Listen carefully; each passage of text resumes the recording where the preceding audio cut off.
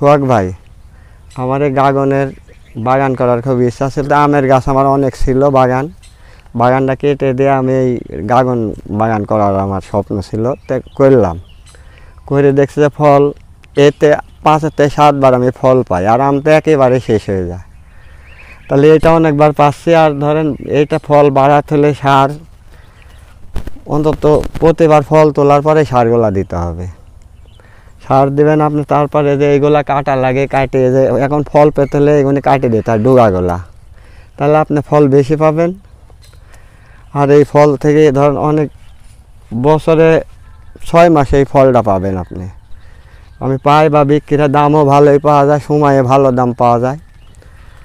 আর আমের চাইতে অনেক লাভবান, অনেকবার পাওয়া যায়, দাম তো ভালো দাম পাই। 300 টাকা কেজি ছিল এর আগে, তারপরে 250, 200, 250, 300 টাকা বাজার থাকেই। আর তারপরে ফল ধর অনেক চাহিদা। আগে ধরেন রোগ বালাই অনেকে ছিল, এখানে বুঝতে পারি হয়তো রোগ টোগ নাই, এখন ফল খুব সুন্দরই আছে। কিন্তু ওই যে পাখিতে ফলগুলা করেছে, আসে দেখছে অনেক ফলই নষ্ট করেছে। চলেন একটু দেখাই ফলগুলা।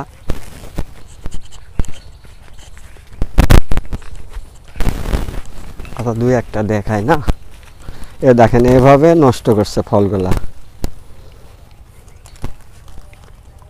করেছে। অনেক অনেক কটা ওখানে আছে, দেন অনেকগুলা এই যে কটা ছিল সবগুলাই ফুটো করেছে। হ্যাঁ অনেক অনেক, কেউ 2 ক্যারেট ফেলে মানে নষ্টই করেছে সব অবস্থা, ফুটা করে দিচ্ছে। এটা বড় হবে না, না এটা শেষ, এইটা এর নষ্ট তো পাকা গেল নষ্ট। আচ্ছা আপনি তো নেট করতে পারেন, নেট দিয়ে ঘিরতে পারেন। হ্যাঁ নেট দিলে অবশ্য হয়, নেট দিতে হবে। এখন একটু খরচটা বেশি হবে, হ্যাঁ অনেকই খরচ।